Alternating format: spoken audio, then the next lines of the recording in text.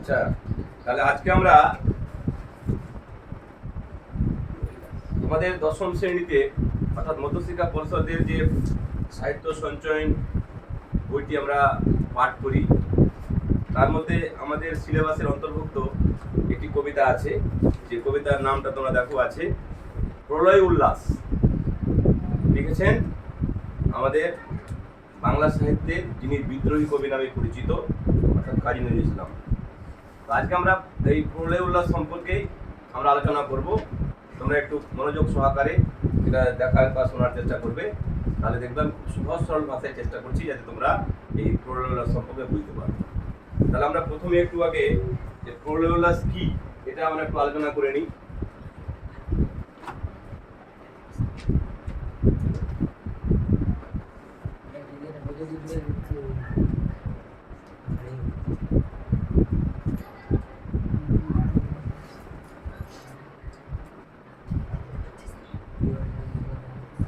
প্রলয় উল্লাস, প্রলয় উল্লাস বানানটা একটু দেখো তোমরা সবাই, কারণ এটা ম্যাক্সিমাম ছাত্রছাত্রী পরীক্ষায় প্রশ্ন উত্তর লিখতে গিয়ে প্রলয় উল্লাস বানানটা ভুল করে।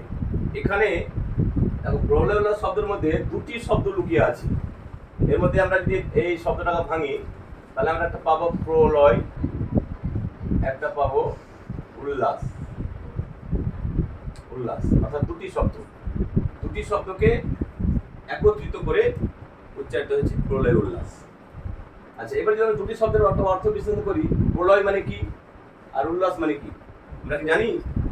প্রলয় মানে ধ্বংস আর উল্লাস মানে আনন্দ।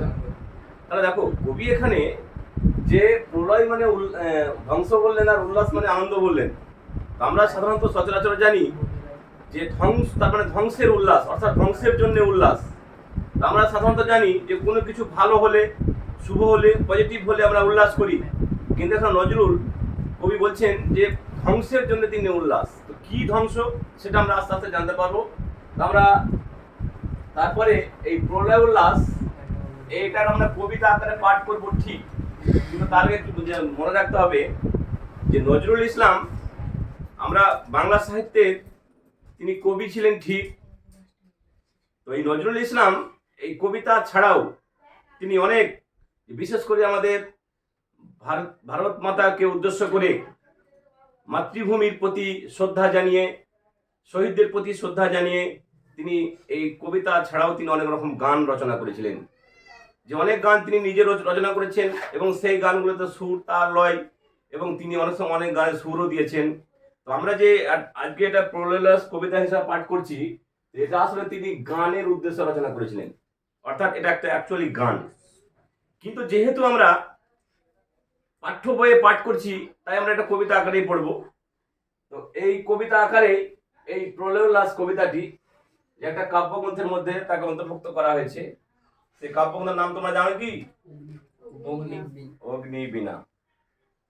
অগ্নিবীণা হচ্ছে মূল কাব্যগ্রন্থ। অগ্নিবীণা কাব্যগ্রন্থটি নজরুলের 1921 সালে এই কাব্যগ্রন্থটি প্রকাশিত হয় এবং এই কাব্যগ্রন্থের মধ্যে এই প্রলয় উল্লাস কবিতাটি অন্তর্ভুক্ত হয়।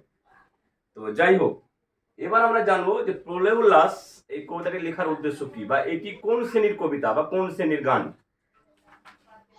আমরা জানি নজরুল ছিলেন বিদ্রোহী কবি। এবার যদি প্রশ্ন হয় যে নজরুলকে বিদ্রোহী কবি বলা হয় কেন, আমরা কি কেউ জানি তাকে কেন বিদ্রোহী কবি বলা হয়? জানি না, জানি না, শুধু বিদ্রোহী। হ্যাঁ, ঠিক আছে। অর্থাৎ নজরুলের লেখার মধ্যে সে গানই হোক, কবিতা হোক, গল্প হোক, উপন্যাসই হোক, তিনি কয়েকটা গল্প লিখেছিলেন, উপন্যাস লিখেছিলেন, তার সমস্ত লেখনির মধ্যে, তার সমস্ত লেখার মধ্যে একটা বিদ্রোহের ছাপ ছিল। বিদ্রোহটা কাদের প্রতি? অর্থাৎ তৎকালীন সময়ে আমরা জানি আমাদের ভারতবর্ষ ব্রিটিশদের কবলে, ব্রিটিশরা ভারতবর্ষকে দখল করে আছে, তারা ভারতবর্ষের শাসন পরিচালনা করছে। প্রথমত তার বিদ্রোহ ছিল সেই ব্রিটিশদের অন্যায় অবিচারের প্রতি তার বিদ্রোহ। এছাড়াও শুধু ব্রিটিশদের প্রতি নয়, তৎকালীন সময়ে ব্রিটিশদের পাশাপাশি আমাদের সমাজে যারা জমিদার শ্রেণীর মানুষ ছিলেন, যারা ধনশালী মানুষ ছিলেন, যারা উচ্চ পর্যায়ের মানুষ, তারা প্রজা শ্রেণীর মানুষ, চাষি, নিম্ন শ্রেণীর মানুষগুলো তারা বিভিন্নভাবে শোষণ করতো, আর্থিকভাবে এবং মানসিকভাবে সব রকম শোষণ করত, এবং সমাজ ব্যবস্থাও ছিল একটু মানে রক্ষণশীল কঠিন ধরনের। তো এই নজরুলের বিদ্রোহ ছিল এর পাশাপাশি সমাজ ব্যবস্থা রক্ষণশীল ব্যবস্থা সম্পর্কে, এবং যারা জমিদার শ্রেণীর মানুষ, যারা উচ্চ শ্রেণীর মানুষ, যারা এই চাষি বা নিম্ন শ্রেণীর মানুষকে শোষণ করতো, তাদের বিদ্রোহ কবির বিদ্রোহ ছিল। তো বিদ্রোহ কবি সে সরাসরি হাঁসুয়া লাঠি নিয়ে অস্ত্র নিয়ে বিদ্রোহ করতেন না, অর্থাৎ বিদ্রোহ তিনি করতেন তার লেখনী, তার কলমের মাধ্যমে। তাই বাংলা সাহিত্যে যেহেতু তিনি একদিকে ইংরেজদের প্রতি তার বিদ্রোহ, একদিকে সমাজ ব্যবস্থার প্রতি তার বিদ্রোহ, একদিকে এই যারা জমিদার শ্রেণীর মানুষ, যারা চাষি মানুষকে শোষণ করছে তাদের প্রতি বিদ্রোহ, তাই সামগ্রিকভাবে বাংলা সাহিত্যে তিনি বিদ্রোহী কবি নামে আখ্যায়িত হয়েছিলেন। তো যেহেতু তিনি বিদ্রোহী কবি, তাহলে আমরা তার যে কোনো লেখনীর মধ্যে আমরা তার বিদ্রোহ ছাপ পাবো। আমরা এর আগেও যেমন নজরুলের সবচেয়ে একটা বিখ্যাত কবিতা, যার নামই হচ্ছে বিদ্রোহী, অর্থাৎ বিদ্রোহ, সমস্ত ব্যাপার তিনি বিদ্রোহ ঘোষণা করেছিলেন। তো বিদ্রোহের মধ্যে যে তিনি চেয়েছিলেন সে পজিটিভ দিক, অর্থাৎ সামগ্রিক ভারতবর্ষের মানুষের সুখের ছায়া তিনি খুঁজতে চেয়েছিলেন। তাই তার লেখনীর মাধ্যমে তিনি এরকম মাঝে মাঝে হয়েছিলেন, মানে প্রতিবাদ সৃষ্টি করেছিলেন। তো এর আগেও আমরা যখন দেখেছিলাম তার অনেক কবিতার মধ্যে আমরা দেখব, যখন তিনি ব্রিটিশদের প্রতি তার বিদ্রোহ ঘোষণা হচ্ছে, তো ব্রিটিশরা যখন আমাদের ভারতবর্ষ পরিচালনা করছে, তো ব্রিটিশরা অনেক সময় বাংলা জানতেন না, তারা ভারতবর্ষে শাসন করছে ঠিক, সমস্ত ব্রিটিশ সরকার সমস্ত ইংরেজরা বাংলা জানতেন না। কিন্তু আমাদেরই ভারতবর্ষের অনেক মানুষ এই ইংরেজদের সঙ্গে যুক্ত হয়ে, তাদের পদলেহন করে, তাদের সঙ্গে যুক্ত হয়ে অনেক সময় তারাই ইংরেজদেরকে মানে কুপরামর্শ দিতেন যে আপনাদের বিরুদ্ধে এইরকম নজরুল আপনাদের বিরুদ্ধে বিভিন্ন কবিতা লিখছে, গান লিখছে, নাটক লিখছে।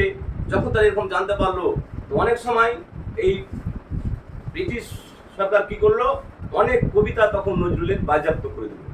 বাজেয়াপ্ত করে দিলাম কি, যে সমস্ত কবিতার মধ্যে ইংরেজদের প্রতি একটা ঘৃণা, বিদ্বেষ, বিদ্রোহ আছে, এরকম অনেক কবিতা নজরুলের তার মানে বাজেয়াপ্ত করেছিল যে না, এই ধরনের কবিতা প্রকাশ করা যাবে না।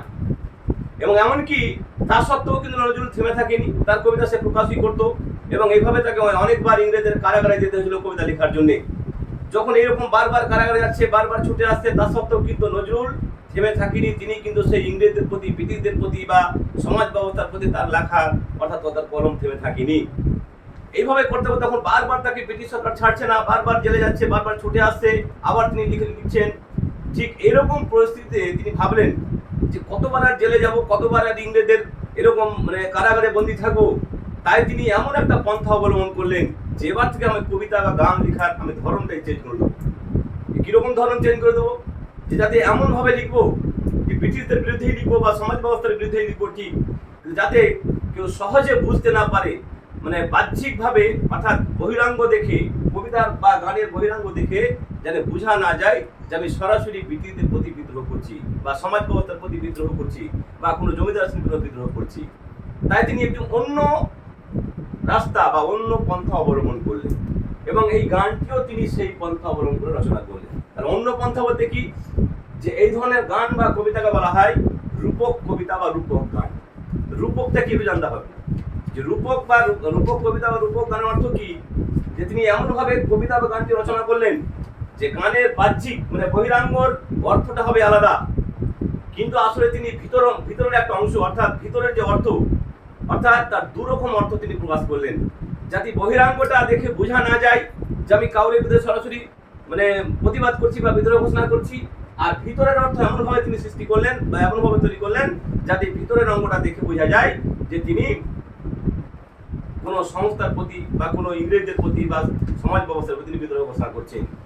তাই তিনি রূপকের আশ্রয় গ্রহণ করে তিনি লিখলেন প্রলয় উল্লাস। অর্থাৎ এই প্রলয় উল্লাস কবিতা বা গানটি হচ্ছে এটি রূপক শ্রেণীর কবিতা বা গান, এটা মনে রাখতে হবে। এবার প্রাথমিক পর্যায়ে আসি যে কবি এই ধরনের গান রচনা করলেন কেন। আমরা জানি ভারতবর্ষ স্বাধীনতা আন্দোলনের ক্ষেত্রে আমাদের ভারতবর্ষের প্রায় 1914 সাল থেকে মহাত্মা গান্ধীর নেতৃত্বে ভারতবর্ষকে স্বাধীনতা করার জন্য অনেক রকম আন্দোলন হয়েছিল, এবং তারপরে একে একে অনেক রকম সভা সমিতি, গুপ্ত বিপ্লবী দল গঠন হয়েছিল, এবং এই কাজে কিন্তু নজরুলও থেমে থাকেননি। নজরুল সরাসরি সেই যুদ্ধ বিগ্রহের ক্ষেত্রে অর্থাৎ বিপ্লবী আন্দোলনের সঙ্গে যুক্ত না হলেও তিনি তার লেখনীর মাধ্যমে এই সমাজ থেকে অর্থাৎ ভারতবর্ষ থেকে এই অন্যায়কারী ব্রিটিশ সরকারকে তিনি তাড়াতে চেয়েছিলেন। তো তাড়াতে চেয়েছিলেন কিভাবে, তিনি দেখেছিলেন যে এই ভারতবর্ষ থেকে ব্রিটিশকে তাড়াতে গেলে আমার একার পক্ষে সম্ভব নয়, বা ভারতবর্ষের সবার পক্ষে সম্ভব নয়। অর্থাৎ তাহলে কি তিনি কি মনে করলেন? তিনি ভাবলেন যে ভারতবর্ষে যদি সমস্ত যুব সমাজকে অর্থাৎ তরুণ সমাজকে যদি এই মাতৃভূমি সম্পর্কে মানে আপ্লুত করা না যায়, যে আমাদের মাতৃভূমিটা কি, যে আমরা কারা, এই ভারতবর্ষ কিভাবে সৃষ্টি হলো বা ভারতবর্ষ কাদের, এই জ্ঞানটা যতদিন পর্যন্ত আমি যুব সমাজের মধ্যে প্রবেশ করতে না পারবো ততদিন পর্যন্ত ভারতবর্ষকে স্বাধীন করা যাবে না। তাই তিনি কি করলেন? তিনি এমন একটা পন্থা অবলম্বন করলেন এই প্রলয় উল্লাস কবিতার মধ্যে, যে যুব সমাজের জয়গান তিনি তুলে ধরলেন, যে যুব সমাজকে তিনি ইউনিটি করতে চাইলেন, একত্রিত করতে চাইলেন, যে যুব সমাজ একত্রিত না হলে এই ভারতবর্ষ থেকে ব্রিটিশদেরকে তাড়ানো যাবে না। তাই তিনি তার রূপক কবিতার মাধ্যমে কিছু প্রাকৃতিক দুর্যোগ, কিছু পৌরাণিক কাহিনী, এই সমস্ত ঘটনার পরিপ্রেক্ষিতে গোটা ভারতবর্ষের যুব সমাজকে তিনি একত্রিত করার আহ্বান জানালেন এই প্রলয় উল্লাস কবিতার মধ্যে দিয়ে। এবার যেহেতু প্রলয় উল্লাস শব্দ আমরা অর্থ করছি, প্রলয় মানে ধ্বংস আর উল্লাস মানে গান, তাহলে প্রশ্ন হতে পারে যে তিনি এই ধরনের শব্দ ব্যবহার করলেন কেন, ধ্বংসের জন্য কেন তিনি উল্লাস করতে বলছেন সবাইকে? আসলে ধ্বংস বলতে কি, তিনি ধ্বংস করতে চাইছেন যে দীর্ঘদিন ধরে যে ইংরেজ সরকার আমাদের ভারতবর্ষের শাসন করছে, এই শাসন ব্যবস্থা আমাদের জনগণের পক্ষে শুভ নয়। অর্থাৎ আমাদের জনগণের কাছে এই শাসন ব্যবস্থা একটা অপকর্মে পরিণত হয়েছে। তাই ইংরেজদের এই পুরানো জরাজীর্ণ শাসন ব্যবস্থাকে ধ্বংস করতে হবে।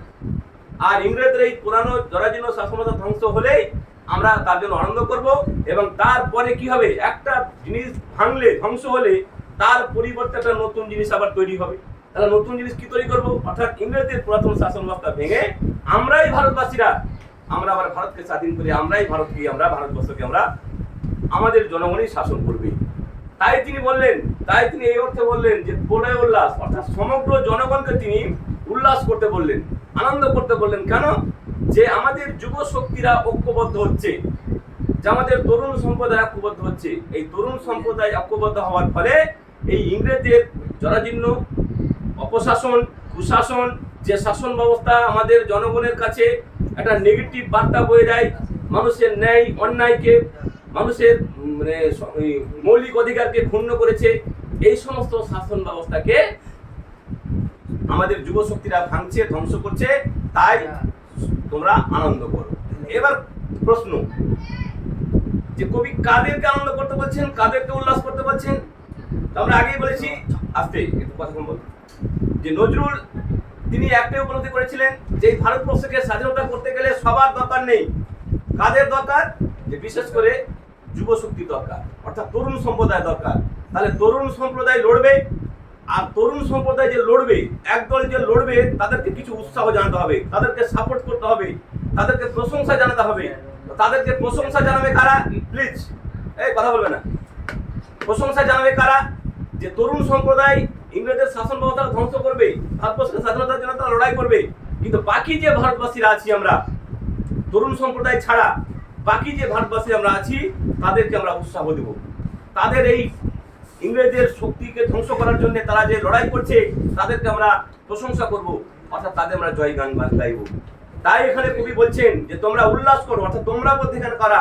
পরাধীন ভারতবর্ষের তরুণ সম্প্রদায় ছাড়া বাকি যে জনগণ, সমস্ত জনগণকে এই তরুণ সম্প্রদায় ব্রিটিশ সরকারের অপশাসনকে ধ্বংস করছে, তাই তাদেরকে আহ্বান জানাতে বলছে, তাদেরকে প্রশংসা করতে বলছে, তাদের জয়গান করতে বলছে। সেই উদ্দেশ্যেই এখানে কবি বলেছেন প্রলয় উল্লাস, অর্থাৎ যে ধ্বংস করছে আমাদের যুব শক্তিরা এই ব্রিটিশ সরকারের অপশাসনকে, সেই ধ্বংস করার জন্য আমরা সমগ্র ভারতবাসী উল্লাস করব। উল্লাস করার প্রয়োজন, এটাই তিনি নির্দেশ দিতে চেয়েছিলেন। এটা হলো মোটামুটি আমাদের প্রাথমিক পর্যায়।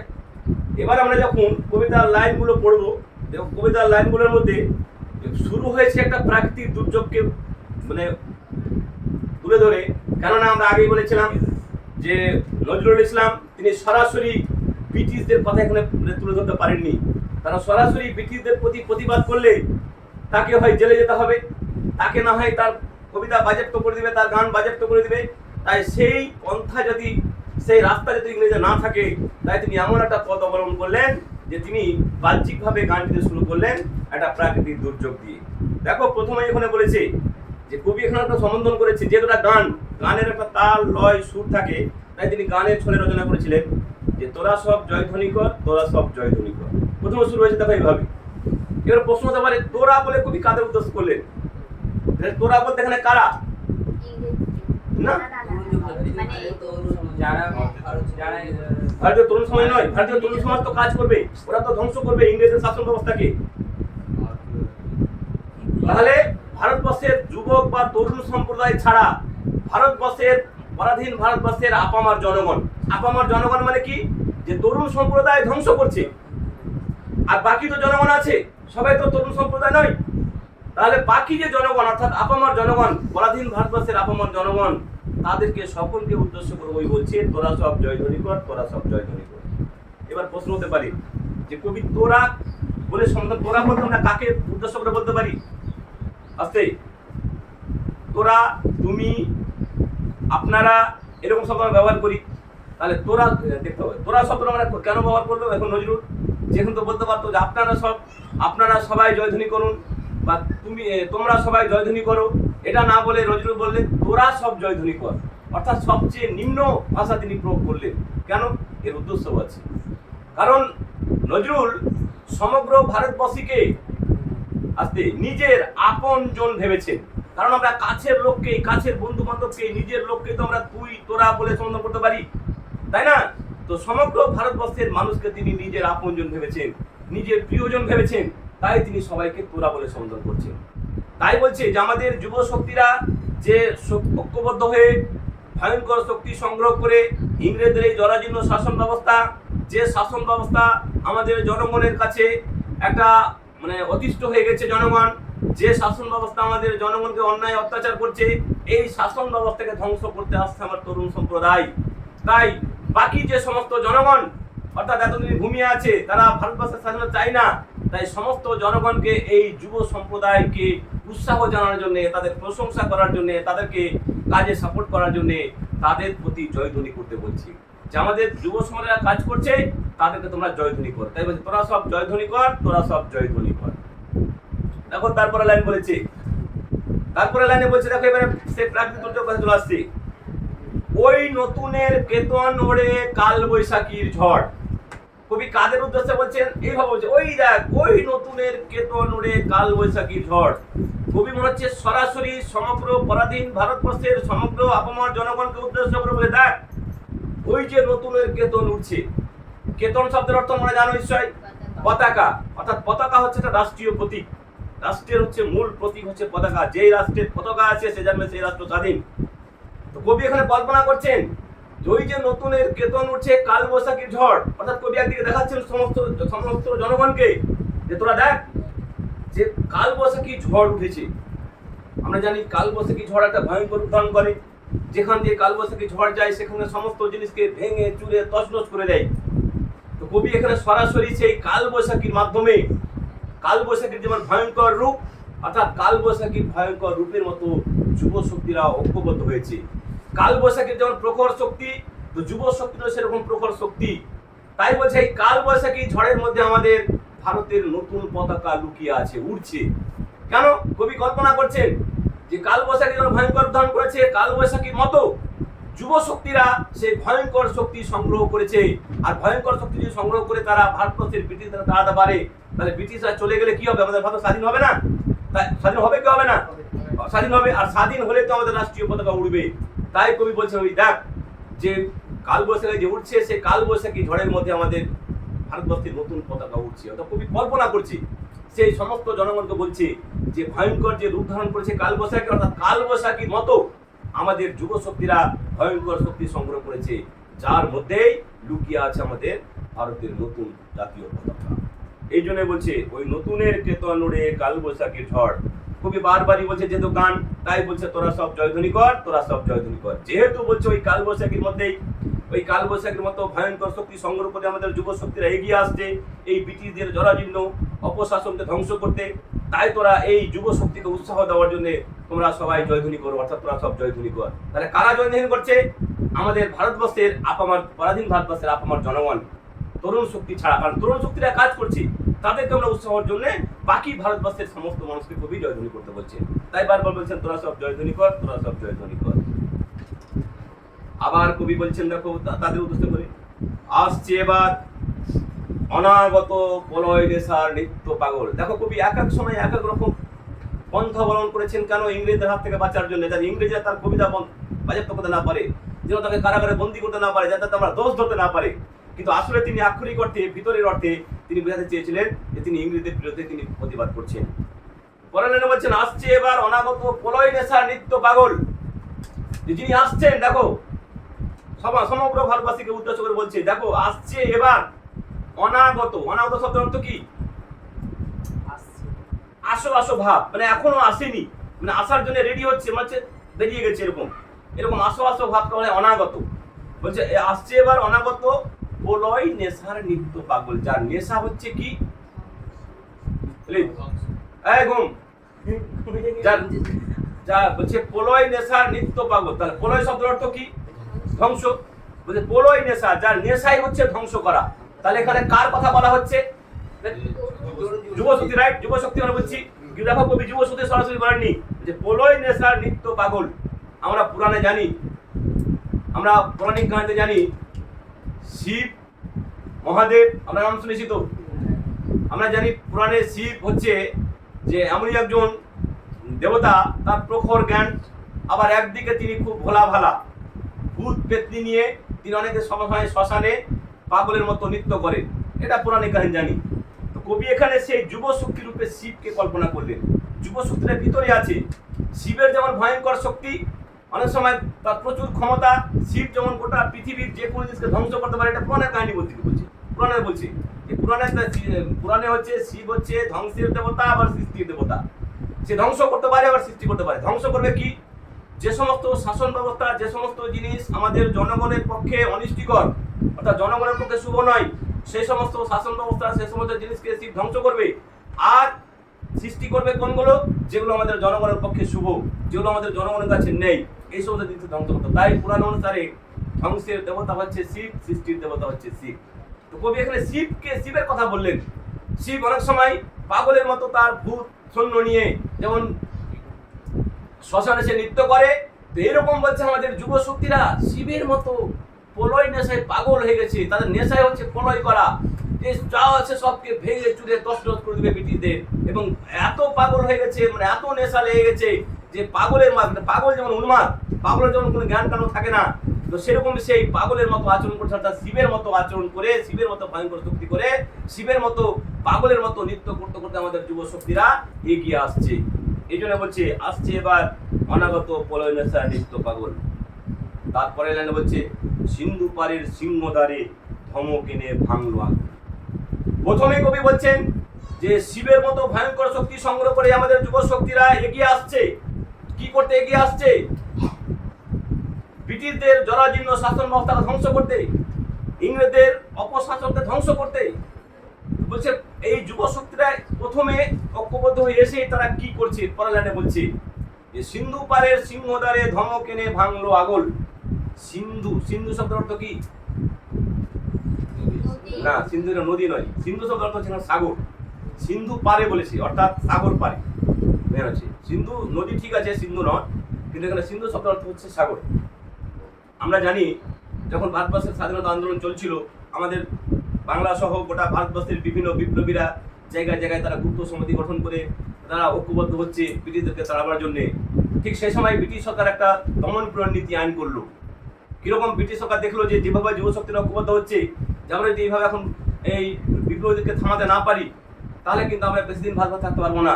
তাই তারা কি করলো, যে বিশেষ করে আমাদের বাংলার যারা বিপ্লবী, সে মাস্টারদার সুরেশন থেকে শুরু করে যাই হোক, ক্ষুদিরাম বসু যাই হোক না, এরকম বিনয় বাদল দীনেশ, এরকম ভয়ঙ্কর ভয়ঙ্কর বিপ্লবীকে দমন করার জন্যে তারা ব্রিটিশরা কি করলো, যে তারা একটা আমাদের ভারতবর্ষের মধ্যেই, তো ভারতবর্ষের ওপারে আমরা আন্দামান নিকোবর দ্বীপপুঞ্জের নাম শুনেছি তো।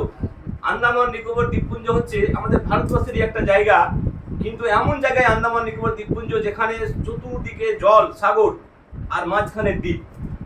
সেই দ্বীপের মধ্যে তারা একটা জেলখানা তৈরি করেছিল। জেলখানা, যে জেলটার নামও আছে ইতিহাসে, সেই জেলটার নাম দেওয়া হয়েছে সেলুলার জেল বা মান্দালয় জেল।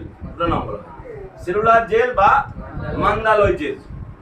তো ব্রিটিশরা কি করলো, দেখলো যে ভারতবর্ষে বা বাংলায় অনেক যুব শক্তি ঐক্যবদ্ধ হচ্ছে আমাদেরকে তাড়াবার জন্য। তখন ব্রিটিশ সরকার কি করলো, যে ভাবলো যে এই বাংলার যুব শক্তিটাকে যদি ধরে ধরে সেই সুদূর আন্দামানের জেলখানায় বন্দি করে রাখতে পারে, তাহলে তারা এখানে আর পালিয়ে আসতে পারবে না, আর পালিয়ে এসে তারা এই বাংলার ঐক্যবদ্ধ হতে পারবে না। তাই ব্রিটিশ সরকার সেই আন্দামান নিকোবর দ্বীপপুঞ্জে তারা একটা সেলুলার জেল বা মান্দালয় জেল তৈরি করেছিল, প্রচুর বড় জেল এবং প্রচুর বড় প্রাচীর তৈরি করে। এবং সেই জেলের একটা প্রধান দরজা ছিল, মেন দরজা।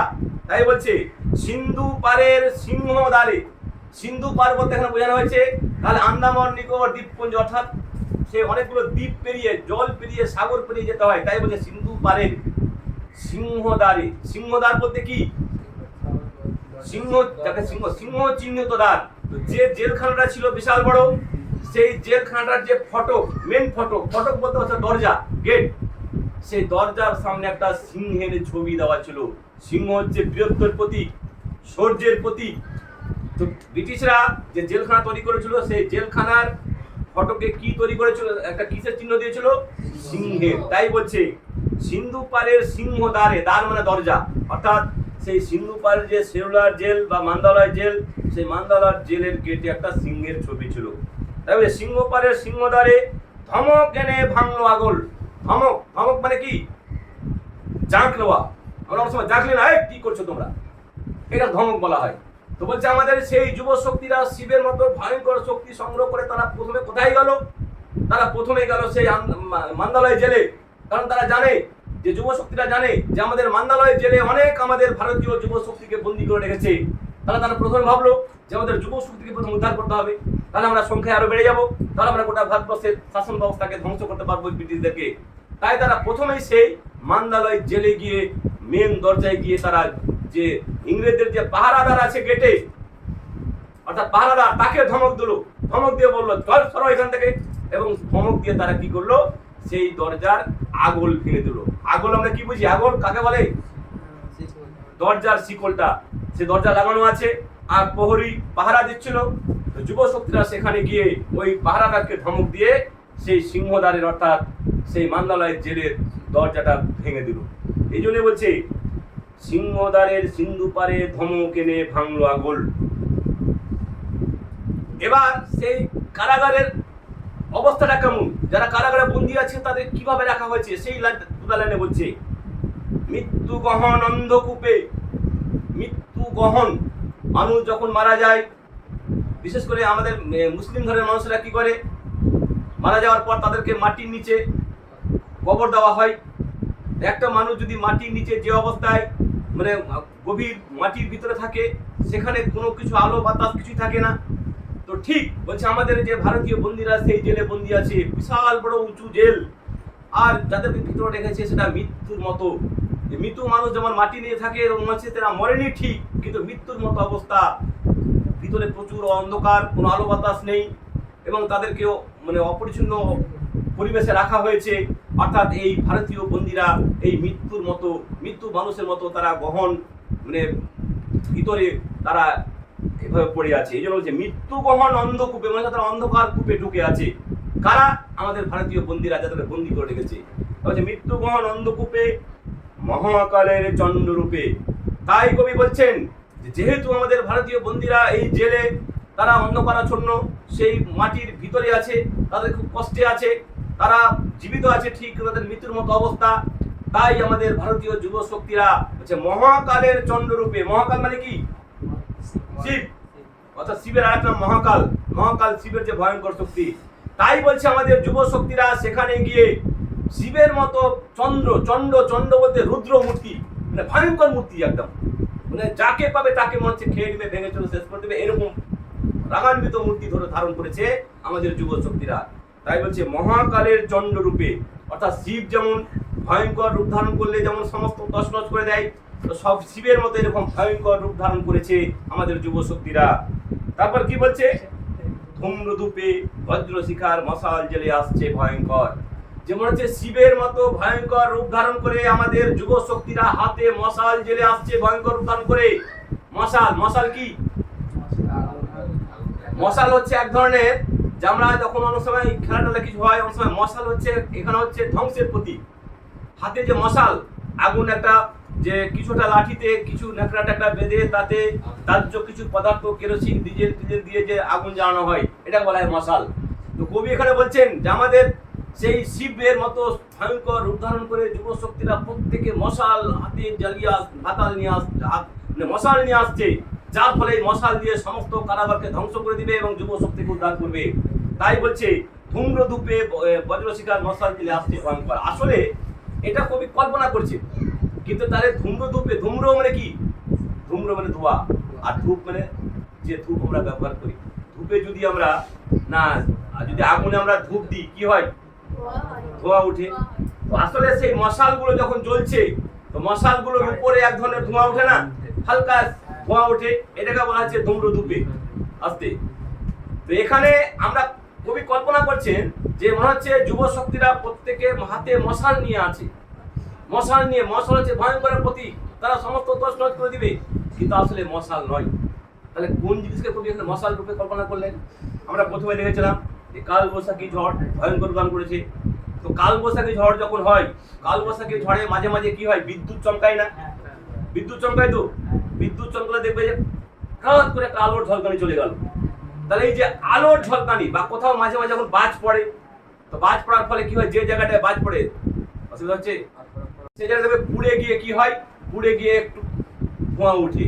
তো কবি এখানে কল্পনা করছেন, যেহেতু প্রথমে তিনি বলেছেন এই কালবৈশাখীর ভয়ঙ্কর রূপ ধারণ করে আমাদের যুব শক্তিরা আসছে, তাহলে এই যে মাঝে মাঝে কালবৈশাখীর মাঝে যে বাজ পড়ছে বা বিদ্যুৎ চমকাচ্ছে, এই বাজ পড়ার ফলে যে ধোঁয়া উঠছে এবং বিদ্যুতের যে আলো, এটাকে কবি এখানে মশাল রূপে কল্পনা করছেন। যে মনে হচ্ছে প্রত্যেক যুব শক্তি হাতে ভয়ঙ্করের প্রতি মশাল নিয়ে তারা এই ইংরেজদের কারাগারকে ধ্বংস করে আমাদের ভারতীয় যুব শক্তিকে উদ্ধার করার জন্য আসছে। এই জন্য বলছি মহাকালের চন্দ্ররূপে ধূম্ররূপে বজ্রশিখার মশাল জেলে আসছে ভয়ঙ্কর। চলে যাও, চলে যাও, চলে যাও, চলে যাও। স্কুল কটা বাজে? হ্যাঁ 10:30। 9:30। চলে যাও, চলে যাও, চলে যাও। না সবাই চলে যাবে? না। এক একটা প্যারায় এক এক রকম উদাহরণ দেওয়া হয়েছে। তারপরে দেখো বলে যেহেতু আমাদের যুব শক্তিরা ভয়ঙ্কর উদাহরণ করে আসছে, তারা ইংরেজদের কারাগারকে ধ্বংস করছে, তারা ভয়ঙ্করের মশাল হাতে নিয়ে আসছে, তাই আমাদের যুব শক্তিরা এই ধ্বংসের নেশায় তারা ভয়ঙ্কর হাসি আসছে, হাসছে আর আসছে। তাই বলছে ওরে ওই হাসছে ভয়ঙ্কর, যে তাদের হাসির মধ্যে ভয়ঙ্করতা আছে। অনেক সময় তোমরা যখন অনেক যাত্রাপালা আসে, অনেক যাত্রাপালা দেখবে যারা ভিলেন চরিত্রের মানুষ, যারা কোনো কিছু করার জন্য অনেক সময় একদম ভয়ঙ্কর হাসি হাসে না, তো আমাদের যুব শক্তিরা সেরকম এই প্রলয়ের নেশায়, এই ধ্বংসের নেশায় তারা হাসছে, একদম ভয়ঙ্কর ভাবে হাসতে হাসতে হাসছে। তাই বলছে ওরে ওই। তাহলে ওরে ওই বলে কবি কাদের সন্ধান করছেন? বারবার এক কথা বলছি, কিন্তু সেই আপামর জনগণকে যে দেখ আমাদের যুব শক্তিরা ভয়ঙ্কর হাসি হেসে আসছে, তা বলছে ওরে ওই আসছে ভয়ঙ্কর, তোরা সব জয়ধ্বনি কর। তাই বলছে তোরা সব জয়ধ্বনি কর, যেহেতু গান বারবার তাল মিলাচ্ছে। তারপরে দেখো এবার সেই যুব শক্তির কথা সে শিবের মাধ্যমে তুলে ধরছে যে শিব কিরকম। ঝামর তাহার কেশের দোলায় ঝাপটা মেরে গগন দোলায়, ঝামর তাহার কেশের দোলায়। আমরা শিবের ছবি দেখেছি, এটা প্রতিবার যখন শিবকে দেখি, শিবের মাথায় কি থাকে? হ্যাঁ, সাপ তো থাকে। শিবের চুলটা কেমন? জটাজুটধারী চুল, একটু ঝুলা ঝুলা চুল, চুলটা একটু বাদামি রঙের। আমরা আমরা দেখেছি, ইট দেখেছি তো, ইট যে একটা ইটের ভাটায় দেখবে যে কিছু ভালো ইট হয় আর কিছু বেশি ইট পড়ে গেলে ইটের কি লাগে? কালি, মানে কালো কালোটা লেগে, ওটা ঝামা বলা হয়, যেটা মসৃণ নয়। কোনো ইট ভালো হচ্ছে সুন্দর একদম মসৃণ, আর কোনো ইট আবার বেশি পড়ে গেলে সেটা একটু ঝামা হয়ে যায়, মানে মসৃণ নয়। এখানে কই বলছেন ঝামর তাহার কেশের দোলা, অর্থাৎ শিবের যে চুল, শিবের চুলগুলো জটাজুটধারী ঝোলা ঝোলা চুল, এবং শিবের চুলগুলো আমাদের মানুষের মতো চুল নয়, একটু বাদামি রঙের, এবং চুলগুলো একটু অমসৃণ রুক্ষ টাইপের, মানে মসৃণ টাইপের নয়, মানে সূক্ষ্ম নয়। তো বলছে এই যে শিব যখন রেগে গেছে, অর্থাৎ শিব বলতে এখানে যুব শক্তি ভাবতে হবে, কারণ শিবের কথা কবি বারবার বলছে কেন? যে সে সরাসরি যুব শক্তির কথা বলতে পারছে না সেই ইংরেজদের ভয়ে। তাই বলছে ঝামর তাহার কেশের দোলাই, অর্থাৎ শিবের যে ঝামরের মতো চুল। আমরা অনেক সময় মনসা গান শুনেছি না? মনসা গানে যেমন যারা গায়ক থাকে, তারা হাতে একটা কি নিয়ে থাকে না, যখন মানুষকে মাথায় দিয়ে একটু পয়সা টয়সা দিয়ে তারা ঝামর বলে না, তাহলে ঝামরটা এক ধরনের চুল দিয়ে তৈরি। দেখবে ঝামরের চুলগুলো একটু মোটা হয়, আমাদের মাথার চুল থেকে একটু মোটা হয়, মেয়েদের মাথার চুল থেকে মোটা হয়, একটু অমসৃণ। তো বলছে সেই শিবের চুল হচ্ছে সেই ঝামরের মতো, যে অমসৃণ চুল, যে সে চুল শিব যখন রেগে যায়, বলছে প্রচন্ড রেগে গেছে, অর্থাৎ শিব রেগে যাওয়া মানে কি, যুব শক্তি রেগে গেছে। কাদের প্রতি রেগেছে? এই ব্রিটিশদের প্রতি, এই ইংরেজদের প্রতি। তাই বলছে ঝামর তাহার কেসে দোলা, অর্থাৎ শিব রূপী যুব শক্তিরা যখন রেগে গেছে, শিব যখন রেগে গেছে, তো রাগার অবস্থায় তখন তার চুলগুলো দোলছে, মানে হিলছে। তো শিবের এই চুলের দোলার ফলে কি হচ্ছে, শিব চুল লড়ার ফলে কি হচ্ছে, বলছে গোটা গগন কেঁপে উঠছে। গগন মানে কি? মনে হচ্ছে গোটা গগন কাঁপছে। আসলে কবি এটা বোঝা দিয়েছিলেন যে আমাদের যুব শক্তিরা এতটা ভয়ঙ্কর হয়ে গেছে, এতটা ভয়ঙ্কর ধারণ করেছে যে তারা যখন আসছে, তারা মনে হচ্ছে সেখানকার জায়গাগুলো মনে হচ্ছে কাঁপিয়ে আসছে। তাই বলছে ঝামর তাহার কেসের দোলায়, কেস মানে চুল, যে শিবের যখন সেই বাদামি বর্ণের অমসৃণ চুলগুলো দুলে, রাগে অবস্থায় চুল দুলে, তখন হচ্ছে গোটা আকাশ, গোটা গগন কেঁপে উঠে। আরো একটা তুলনা করছে পরের লাইনে, সর্বনাশী জ্বালামুখী ধূমকেতু তার চামর ঢোলাই। সর্বনাশী কাকে বলা হয়? যে সব নাশ করে দেয়। নাশ মানে কি? একদম ধ্বংস করে দেয়। তো বলছে এখানে আমাদের যুব শক্তিরা সেই সর্বনাশী রূপ ধারণ করেছে, অর্থাৎ ইংরেজদের যা আছে সব ধ্বংস করে দিবে। আমরা ভূগোলে একটা পড়েছিলাম ধূমকেতু, পড়েছিলাম ধূমকেতু নক্ষত্রের কথা পড়েছি। তো ধূমকেতু নক্ষত্র দেখবে যে ধূমকেতু নক্ষত্র বলছে সামনের দিকটা একটা আগুনের গোলা, আর পিছনের দিকটা একটা চুলের মতো লেজ থাকে। তো কবি এটা কল্পনা করছেন আমাদের যুব শক্তিরা সেই ধূমকেতু যেখানে দিয়ে যাবে সেখানে সব পুড়ে ছাই হয়ে যাবে। তো কবি এটা কল্পনা করছেন যে আমাদের যুব শক্তিরা সেই ধূমকেতুর মতো চোখে মুখে আগুনের গোলা নিয়ে আসছে, ওরা যা পাবে সমস্ত জ্বালিয়ে পুড়িয়ে ছারখার করে দিবে। এই যে বলছে সর্বনাশী জ্বালামুখী ধূমকেতু তার চামর দোলায়। চামর পিছনে যে লেজ আছে, লেজটাকে চামর মানে দোলাতে দোলাতে আসছে, ধূমকেতু আসে। আসলে ধূমকেতু আসে না, আমাদের যুব শক্তিরা লাইন ধরে ধরে তারা এরকম ভয়ঙ্কর রূপ ধারণ করে তারা আসছে, যে তারা সামনে যা পাবে ইংরেজদের সমস্ত তারা জ্বালিয়ে পুড়িয়ে ছারখার করে দিবে। এই জন্য বলছে সর্বনাশী জ্বালামুখী ধূমকেতু তার চামর দোলায়। তারপরে বলছে বিশ্ব পাতার বক্ষ কোলে। এটা আসলে বিশ্ব পাতা বলেছে, কিন্তু কবি এটা বলতে চেয়েছিলেন বিশ্ব পিতা। আমরা পুরাণ অনুসারে জানি বিশ্ব পিতা হচ্ছে শিব, কারণ শিব যেহেতু সৃষ্টির দেবতা, তিনি সৃষ্টি করতে মানে পুরাণ পড়লে এলে পাবে। তো পুরাণ অনুসারে বিশ্ব পিতা হচ্ছে শিব, আর পুরাণ অনুসারে বিশ্ব মাতা কে হতে পারে? কালী, অবশ্যই কালী। নিয়ম মানে শিবের তো স্ত্রী কালী, পার্বতী ঠিকই আছে, তাদের এক এক সময় এক এক রূপ ধারণ হয়েছিল। তো কালী, এখানে কবি বলছেন যে আমাদের যুব শক্তিরা কতটা ভয়ঙ্কর, কতটা বিশাল। শিব যেমন গোটা পৃথিবীর বিশ্বপিতা, এখানে বিশ্বপিতা বলেছে ঠিক, কিন্তু আমাদের যুব শক্তিরা হচ্ছে বিশ্বের পিতা স্বরূপ। পিতা যেমন একটা পরিবারকে পরিচালনা করে, পিতা দ্বারা একটা পরিবার এখানে গোটা ভারতবর্ষের কথা বলছে, বিশ্ব বলতে এখানে গোটা ভারতবর্ষের কথা বোঝানো হয়েছে। যে শিব যেহেতু বিশ্বের পিতা, তাহলে শিবের মতো আমাদের যুব শক্তিরা হচ্ছে ভারতবর্ষের পিতা স্বরূপ। কেন পিতা স্বরূপ? এই ভারতবর্ষকে স্বাধীনতা যে দিবে, দিতে পারলে এই যুবরাই দিবে। শিব যেমন গোটা বিশ্বের পিতা হয়ে গেছে, ঠিক সেই রকম ভয়ঙ্কর রূপ ধারণ করে আমাদের যুব শক্তিরা তার বলছে বিশ্ব পাতার বক্ষ কোলে। বক্ষ কোলে, বক্ষ মানে কি? বুক। আমরা পুরাণ অনুসারে জানি শিবের বুকের উপর কালী মাতা চেপে থাকে, আমরা পুজোতে দেখেছি। এটা একটা পৌরাণিক কাহিনী হয়, জানো? কিন্তু জানো কেন থাকে না? জানো? ঠিক আছে, দরকার নেই বলার। তো বলছি যে এত বড় শিব, যার ক্ষমতা গোটা বিশ্বের পিতা, তার উপরে আমাদের বিশ্ব মাতা অর্থাৎ কালী মাতা চেপে আছে। তাহলে তার বক্ষটা, তার বাহুটা, তার শক্তি কত বড় হতে পারে কল্পনা করো। তাই বলছে বিশ্ব পিতার বক্ষ কোলে রক্ত তাহার কৃপান ঝোলে। কৃপান মানে কি?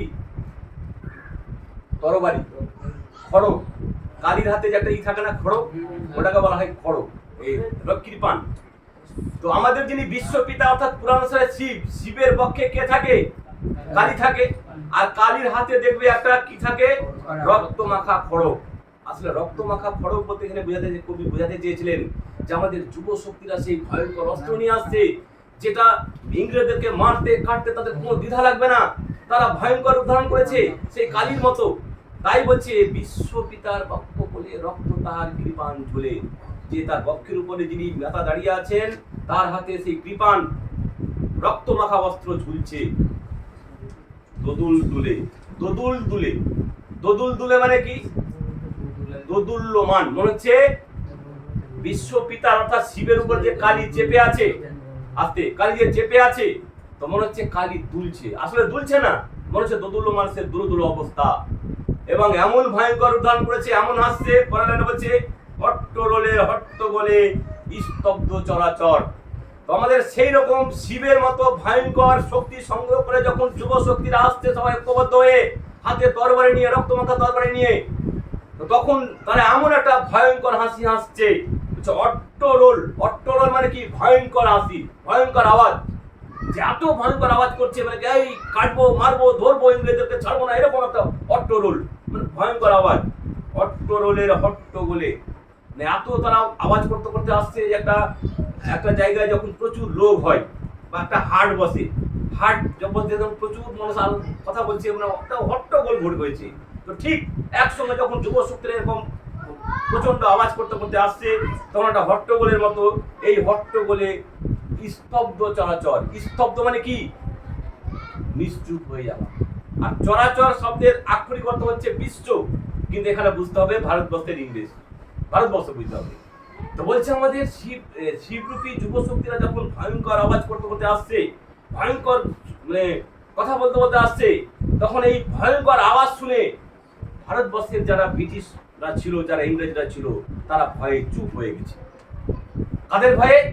সেই যুব শক্তির আওয়াজের ফলে। তাই বলছে স্তব্ধ চরাচর, ওরে ওই, আবার সেই ভারতবাসী বলছে ওরে ওই স্তব্ধ চরাচর, তাই তোরা সব জয়ধ্বনি কর, তোরা সব জয়ধ্বনি কর। এখানে আগে শেষ করে দাও, এরপরে আর নাকি কেটে দাও। যদি কোনোদিন পাই তাহলে এটি বাকিটা করে দাও।